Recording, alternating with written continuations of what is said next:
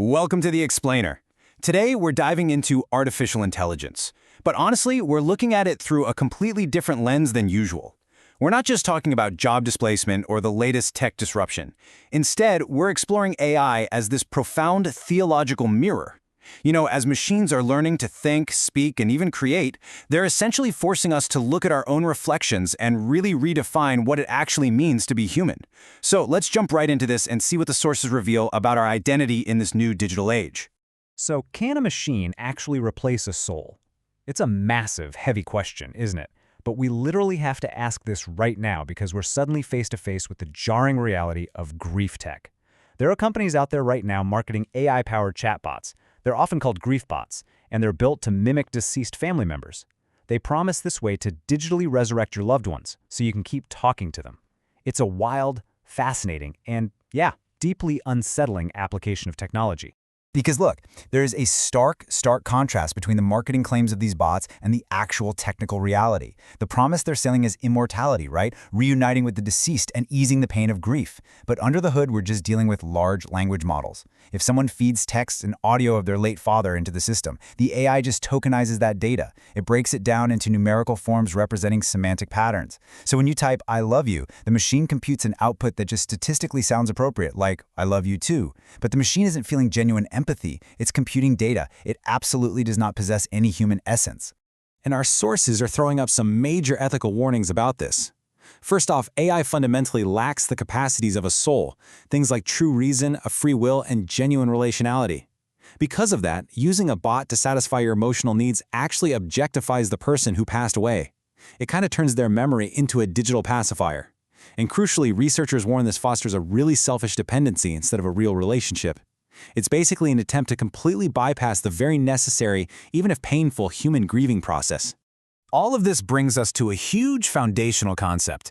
To really understand our relationship with AI, we have to zoom way out to the core theological idea of Imago Dei, drawn from Genesis. It's the belief that human beings are created in the image and likeness of God. Now, for millennia, this idea has been the anchor for human dignity.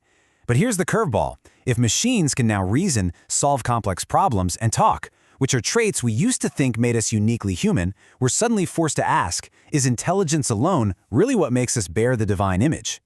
Well, if you look back historically, the definition of this divine image has actually evolved quite a bit.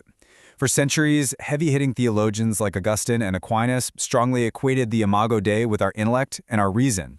Basically, our rational mind is what made us like God. But then, fast forward to the 19th century, post-Darwin, and we realize, okay, biologically and intellectually, we aren't as entirely separate from the animal kingdom as we thought. That realization caused a massive shift. By the 20th century, theologians like Karl Barth started redefining our uniqueness as being in relation. It wasn't just about how smart we are anymore, it was about our distinct capacity for communion and genuine relationship. And this exact historical and theological challenge is what Professor Rudy C. Turumenkeng explores in his recent academic inquiry into the intersection of Imago Dei and AI. As these AI systems start exhibiting traits that we used to think were exclusively human territory, the boundary between what is human and what artificial is beginning to seriously blur. It's forcing the academic world to take a very hard look at what truly separates us from the code we write. I think the crucial point here is perfectly captured in this quote from theologian Nancy Murphy. She says, "Intelligence without consciousness is a tool, not a person." And that's exactly it. Human intelligence is deeply embedded in our moral and emotional lives. We don't just calculate things, we actually care about things. AI, on the other hand, operates purely functionally. It lacks interiority. As the literature bluntly puts it, with AI, nobody is at home.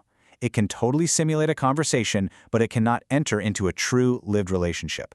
All right, moving on to AI as a theological sandbox, playful but serious intellectual experiments. Let's pivot into some of the more speculative territory explored in the Zygon Journal of Religion and Science. Okay, just imagine a highly advanced AI, like a literal robot theologian, developing its own religion based on reading Christian texts. How would a machine interpret faith? Well, researchers suggest it might view the divine logos as a literal Christ code that switches from an on state to off and back to on again to explain the resurrection. Or it might reinterpret the Immaculate Conception as a flawless, bug-free software launch. And since robots obviously lack biological flesh, they might entirely reject theologies based on blood and bodies, preferring a theology of pure, strict logic. It is a bizarre, but honestly super thought-provoking thought experiment. And speaking of bizarre, check out this striking parallel from the research. If you look at traditional theological descriptions of demonic temptation, it involves entities that follow humans around, learn their specific weaknesses, and then present highly personalized temptations to manipulate them.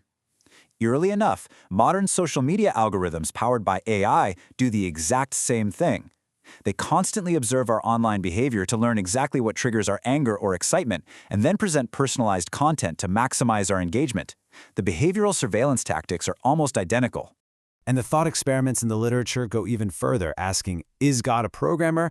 Are we the AI? This perfectly merges Nick Bostrom's famous simulation hypothesis, the idea that we might just be living in a massive computer simulation, with theology. The researchers pose this question: if God is actually computing the universe, could the incarnation, God becoming human, actually be God's ultimate Turing test? Like a way for the creator to physically step into the code and verify if we, the created beings, are actually conscious and not just soulless zombies running on a script? Which directly connects back to one of the oldest theological dilemmas out there, the problem of suffering. If coding intelligence is so relatively easy for us today, why did God use millions of years of evolution, pain, and suffering to create intelligent life? Theologian John Puddifoot speculates that pain and an awareness of our own finitude must actually be an absolute necessity for genuine flourishing and real human-like intelligence.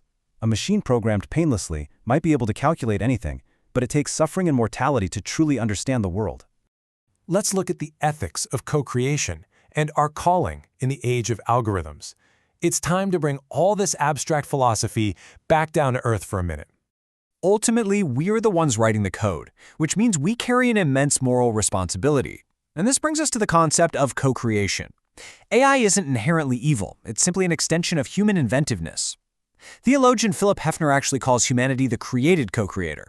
Our calling isn't to just sit around cowering in fear of machines, but we also shouldn't succumb to technological hubris, trying to somehow replace God. Our actual calling is ethical stewardship. We are meant to use our creations for human flourishing, for justice, and for compassion, rather than using them for domination or trying to replace the human essence entirely. Which leads us perfectly to this incredibly powerful warning from Professor King. He writes, "The greater danger may not lie in AI becoming human, but in humans becoming machine-like." And wow, that is the true modern risk, isn't it? If we start reducing our own identities to mere metrics, productivity hacks, and data outputs, we are the ones stripping away our own humanity. We risk completely forgetting that our divine likeness is rooted not in our processing power, but in our capacity for love, solidarity, and authentic relationship. So I want to leave you with this one lingering thought today. In our rush to create machines in our own image, are we forgetting what makes us human? As we navigate this wild new digital frontier, our greatest task isn't just building better algorithms. It's fiercely protecting the human heart, our relationality, and our shared solidarity. Thank you so much for joining me for this explainer. Keep questioning, keep learning, and I'll see you next time.